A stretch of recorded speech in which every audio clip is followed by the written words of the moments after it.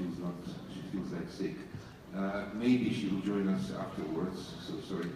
But I would like to introduce you once again, people who made very important contribution to the show today. First of all, two very distinguished members of Pussy Riot. It's Nastya from Asian Women on the Telephone, our band.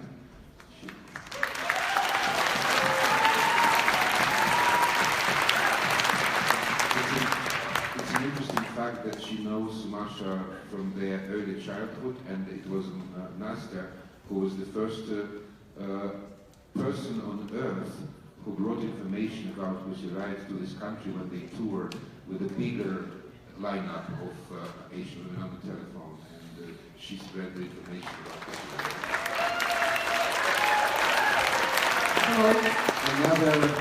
Another very active Pussy Riot member is Olga Borisova. She played a very important role in the very process of Masha's writing. She's her close friend, she was all the time together with her, and as I know, she helped her with some order, finding some quotes, facts, whatever. So she was like editor of the book, so thank you very much. And then Vasily, who is also Pussy Riot, because it's kind of a mistake to think that Pussy Riot are only women.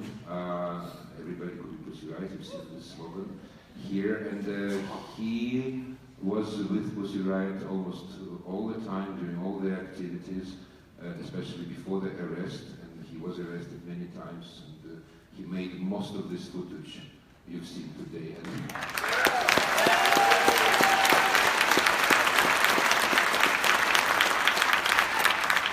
And now we will be happy to answer your questions with some hope that Masha will join. If not, forgive her, please.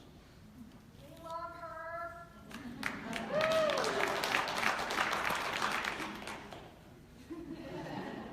Where are you women living? Where? Yes. In Moscow. In Moscow too? I live in Moscow, and Maria lives in Moscow, and she travels a lot. And Kirill, he lives in Minsk, in Belarus. And one more question. You started with Minnie, maybe 11, a long time ago. Are you in contact with any of the others?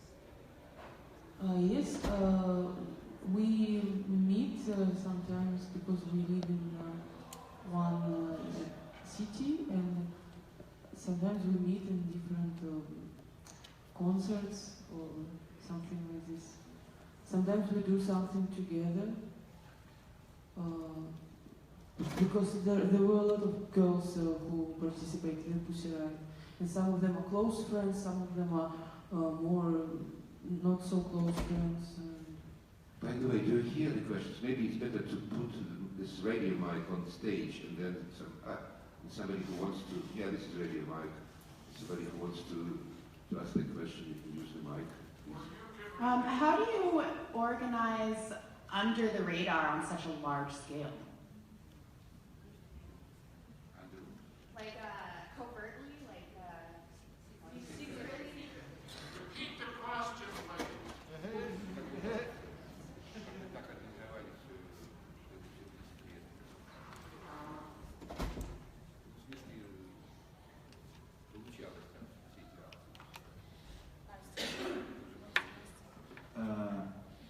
From the very beginning, from the very first action,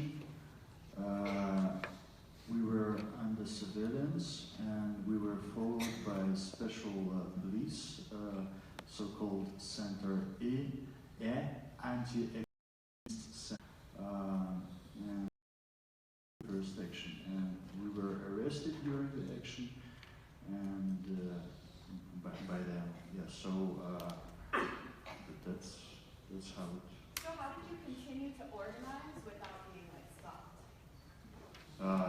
It's in such a big Girls were stopped when they were in prison. So before that, we were just like organizing the underground, in some secret places, without phones, all these. Yeah.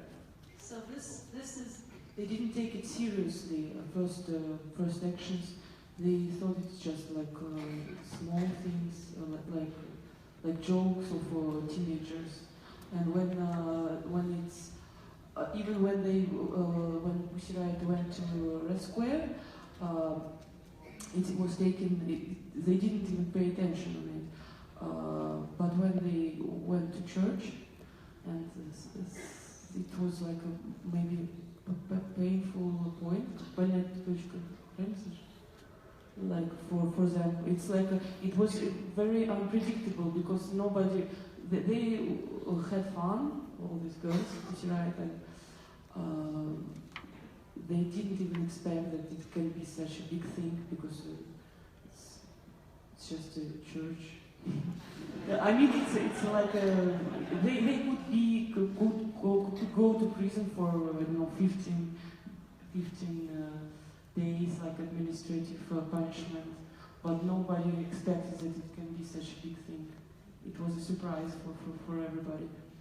By the way, maybe it's surprised that Nastya uses the word they instead of we, but I can tell you that during the first days in jail, all Pussy Riot arrested girls also said they, because it was an anonymous group and they didn't want to say we. But just to tell you one second, Nastya was not in the church, so there is no reason for any further investigation. If there are some agents of secret police here, there is no reason. For me, it's important that I'm with open face, and I don't really think that it's really Pussy Riot if you have open face. It's like, no, Pussy Riot, it's different parts, but the main activists, they have a covered face, and then they can say we, and when they are open, it's more like they. For me, it's like this. So this is new, this theater piece that you do. Are you going to perform it in Russia, and then will you get arrested just for doing that? Yeah, we want to perform it in Russia very much, and we plan to do it. What kind of reaction?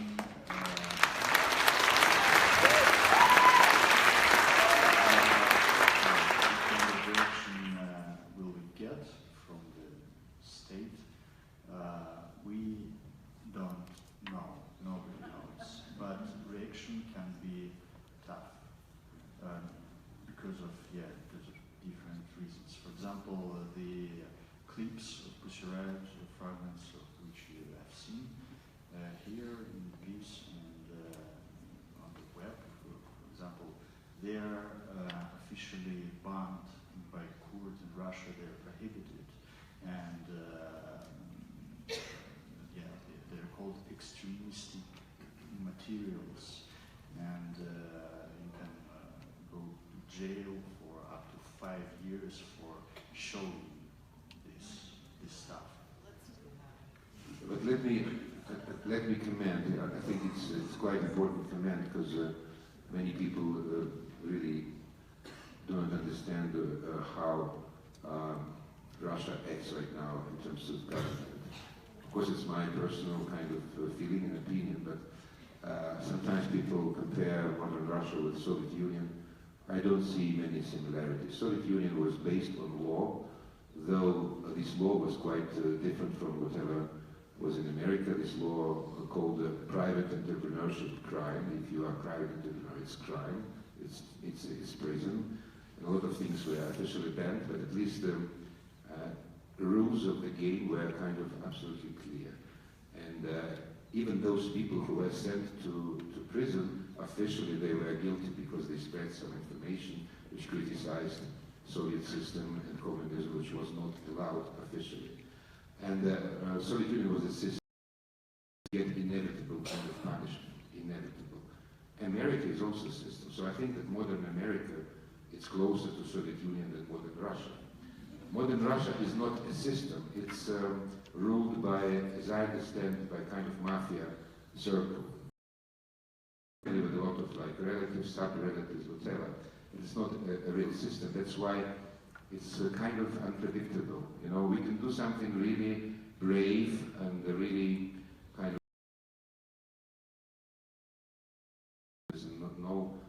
nothing happens. And people don't have any problems with this. And sometimes if you really touch somebody's interests, or if you insult somebody powerful, you could be sent to prison, or you could be even killed. As many people were killed, not many, but several people have been killed under strange circumstances in Russia. So it's really unpredictable, and it's really kind of more mafia behavior than like system behavior. And they want more people who want to be active in Russia to escape. That's why when people ask how could you get out of the country easily, because they would like us maybe to leave the country forever.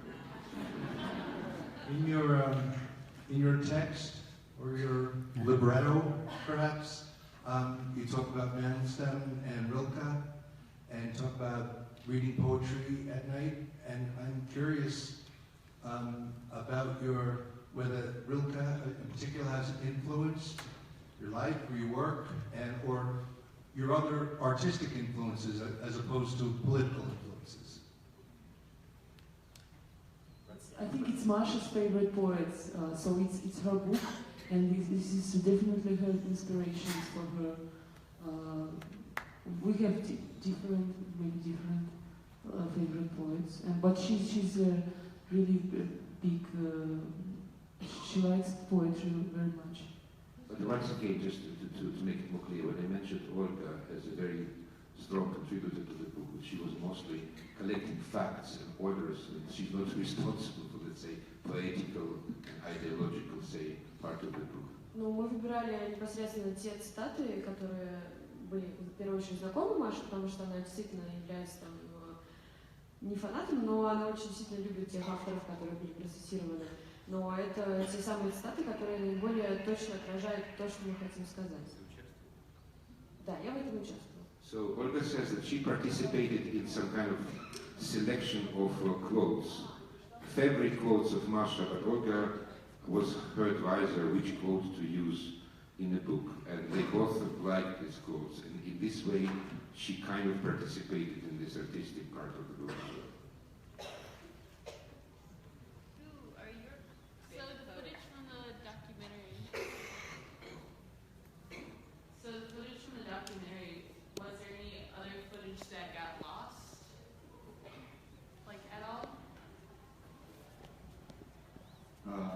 There's always, in this kind of circumstances, some footage that, for example, I can tell one example of losing the footage.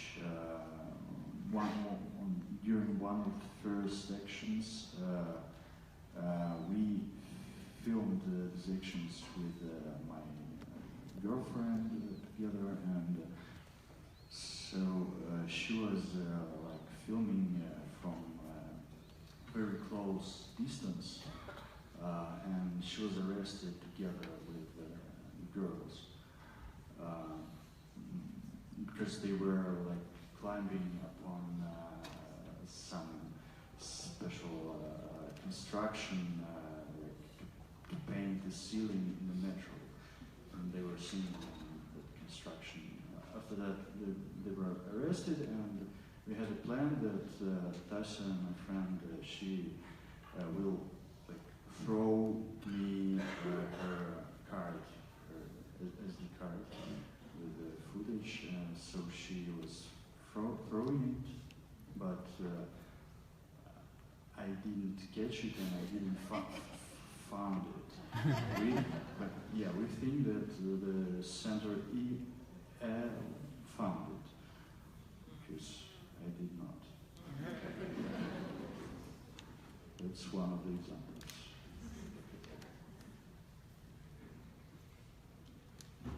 So it seems like no more questions. Oh, there are questions. I'm sorry, on the end, you're a great saxophonist, and you said that Rilke wasn't necessarily your favorite poet. Who is your favorite poet?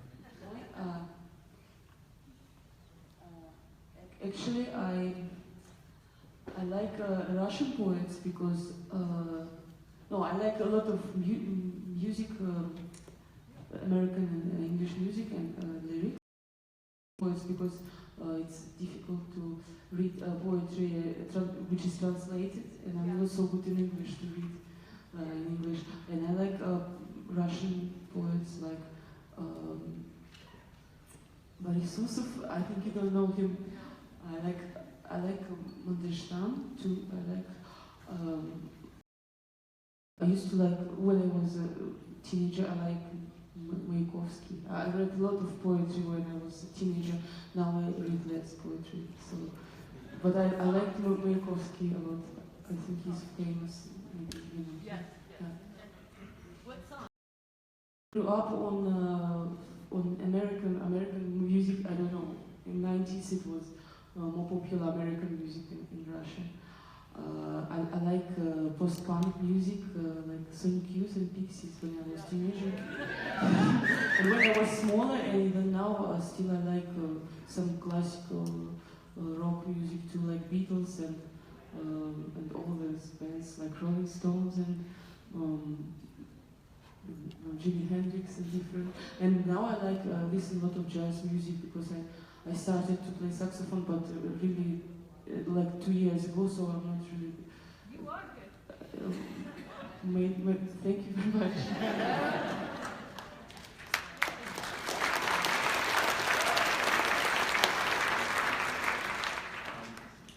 For the last 15 years, our FBI has said that our local police departments have been infiltrated by white supremacists, and we're on the verge of a revolution or a Holocaust.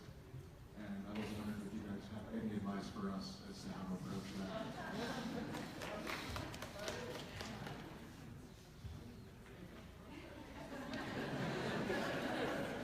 Actually, it's very hard to give advices in the situation when you hear about this thing for the first time in your life, and how can I, maybe other guys can give you advice, but I think it's the most difficult question today.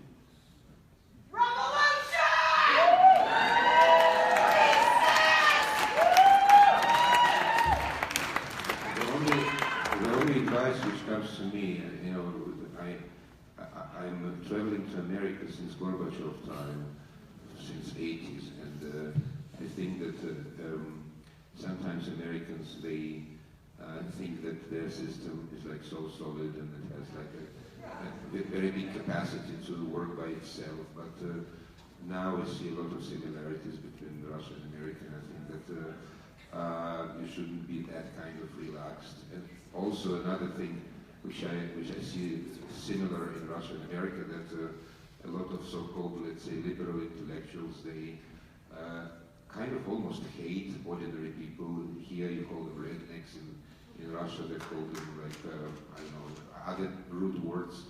It's not a good thing, because the nation should be united even if you have different political views. And during the process of Pussy Riot, without unnecessary modesty, let's say, I actually convinced a lot of people who were very kind of severe enemies of Pussy Riot, but they didn't know what they did, what was their motivation. And during this court process, I explained to a lot of people why I kind of support them, and most of them, I would say 60-70%, after this became our friends. So it's possible.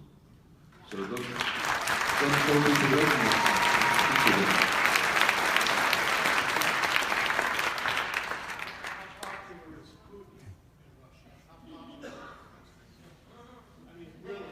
89%. I don't know.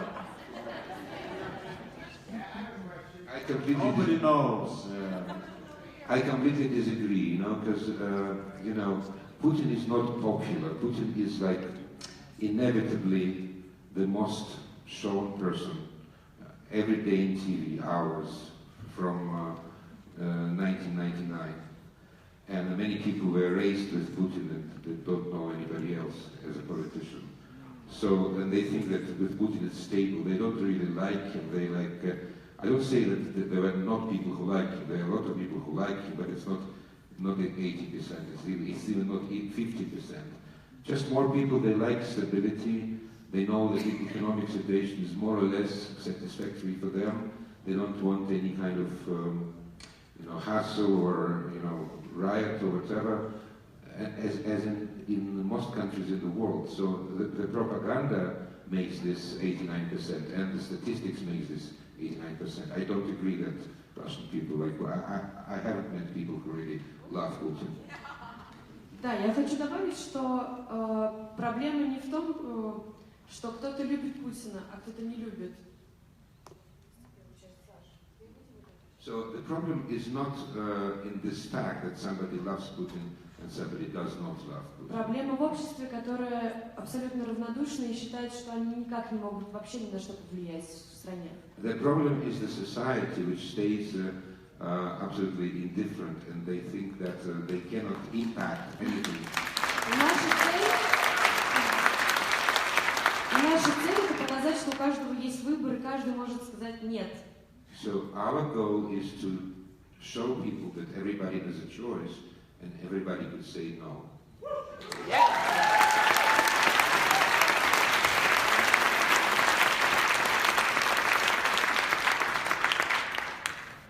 How is that working in Russia right now? Are people responding and are they paying attention to you and are they starting to speak out on their own?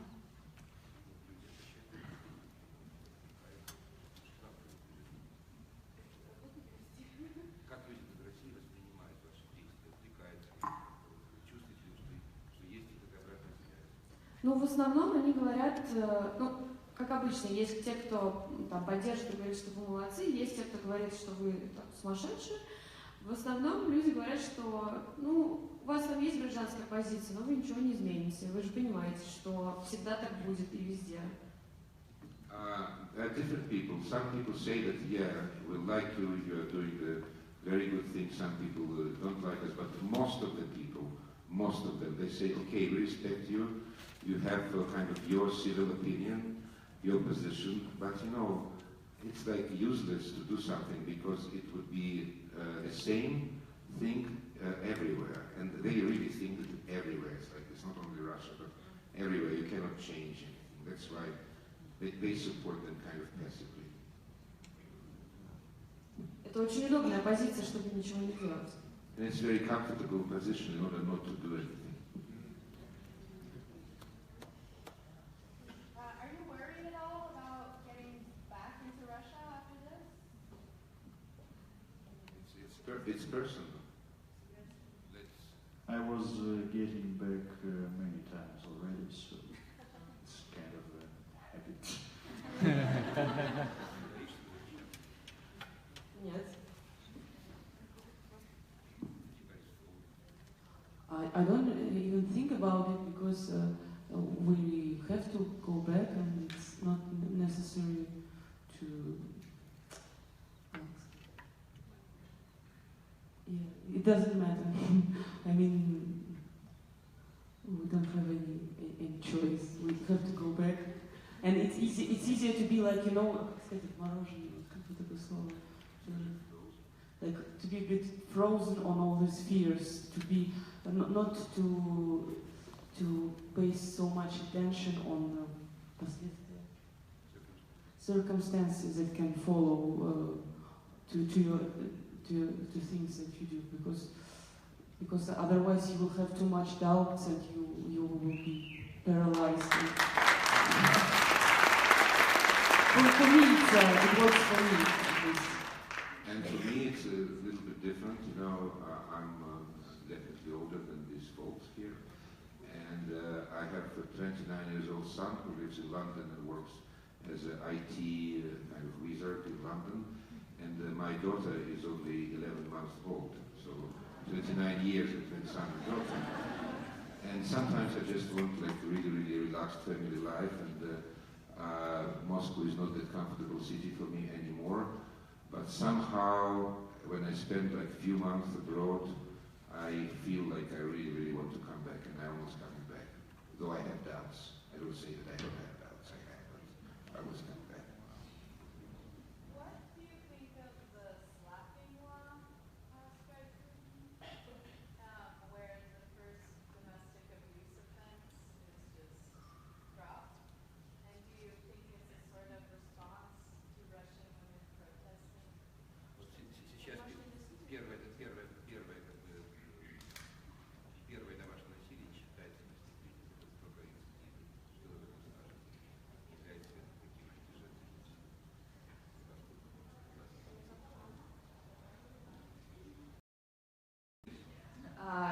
очень многие женщины выходили с протестами, ну, пикеты в Петербурге выходили. There were quite many women who protested against this, especially in big cities like Moscow and St. Petersburg. Но, к сожалению, какого-то суперобщественного резонанса это не произвело, но очень-очень многие стали об этом говорить, общественные деятели, люди, которые достаточно лояльны власти, но вот ситуация такова на данный момент, что поправок данного закона не предвидится пока что. Yeah, I wouldn't say that it was like a very big kind of national-wide buzz, but there were many people who started to protest and to criticize this, even those who are absolutely loyal to the power. They also started to speak about this, so it's like really wide criticism, but still there are no changes in this law. It's new law. Actually, one more comment, there are so many laws actually created by State Duma, the Russian parliament. They don't use this law, but if they start using these laws, half of the population will be in prison. They just made these laws, like, I don't know, just in case. So it's like weird and severe laws. Human criminal.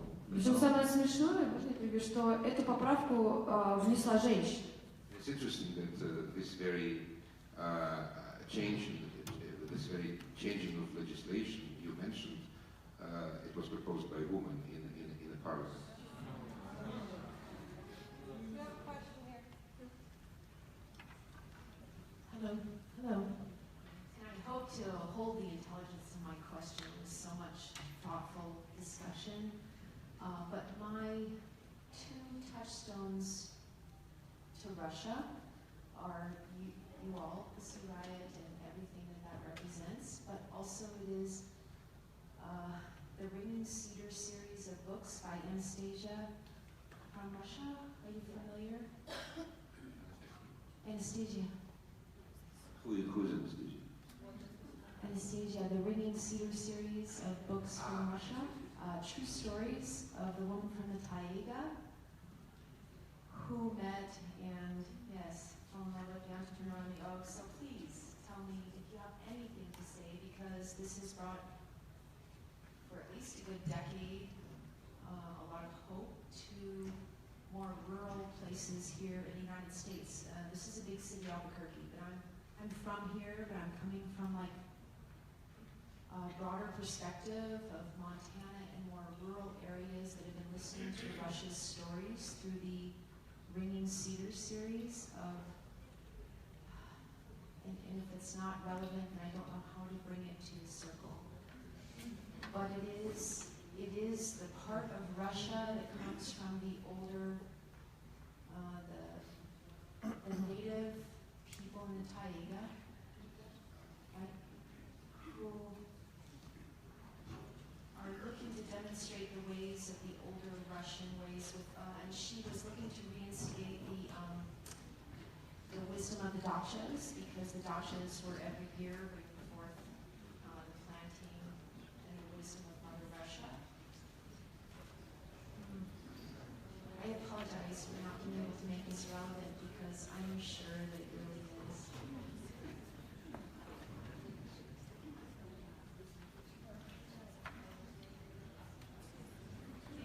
Because here in New Mexico, how I'm translating this to my neighbors is the bees, because she was very much about how the wisdom of the forest and the people who knew the most ancient ways of Russia and the more indigenous people and their ways of bringing forth wisdom of the earth and the dolmens and the more spiritual traditions that are not orthodox, that are not religious. What is the question? I'm sorry. I think actually it's very interesting whatever you tell us, and we whispered and we have no comments, but it's very interesting to hear you. He's a Russian gentleman who wrote his true story in Russia. He was a capitalist, which was against the law then. It was when they first changed the laws in Russia. And he was one of the first people to be able to take a boat up the Oga River into these small villages and be capitalists, basically. But he brought forth the ringing cedars, the wisdom of the tall trees and the ringing cedars.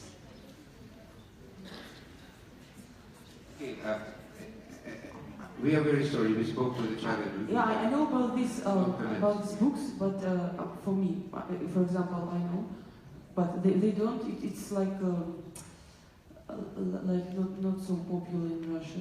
Different people they interested in it. Some people are not interested in this. But в чем вопрос, я не понимаю. But we.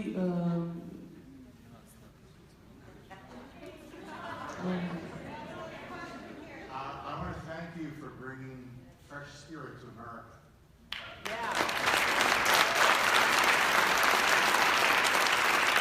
Thank you very much, and this is probably the end of our Q&A session. Can I just finish my question? Your question. I'm sorry. I have a question. I'm sorry.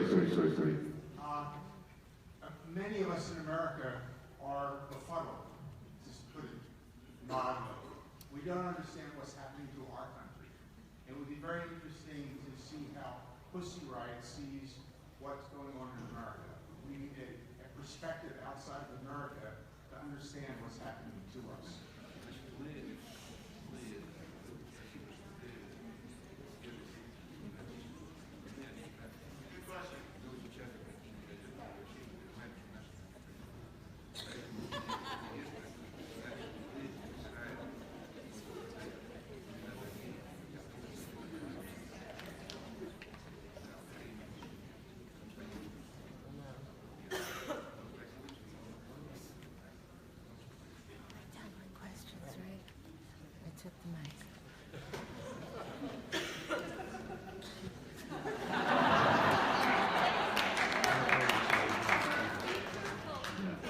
I would like to be more in context, but I'm not enough in context of America yet.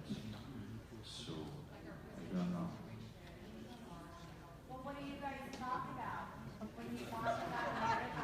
Yeah, my personal experience, first experience about America, because I've got an American visa also first time, and I'm first time here in my life, and our director didn't got the visa, so this was my first experience North America. Without any understandable reason, he didn't got the visa. The person who created actually this show. Ну, на протяжении последних нескольких лет многие люди в России, которые понимают, что происходит в стране, смотрели на Америку, на американцев, как на свободный народ, у которых точно такого никогда не будет. Но если вы задаете такой вопрос, я думаю, что единственное, что, грубо говоря, как бы это банально не звучало, оставались самими собой, верны своим принципам и не боялись. И я думаю, что если вы сохраните то, что вы ценили так много поколений, то вы не потеряете себя и свою страну. Olga says that for many years, Russians who really are critical and understand what's going on in America as a model, traditions of freedom, but nowadays we see that some not really good changes are happening in America, and whatever I can say that in all kinds of circumstances, please be yourself, stay truthful, stay faithful to your values, which actually kind of kept America united and free for so many generations.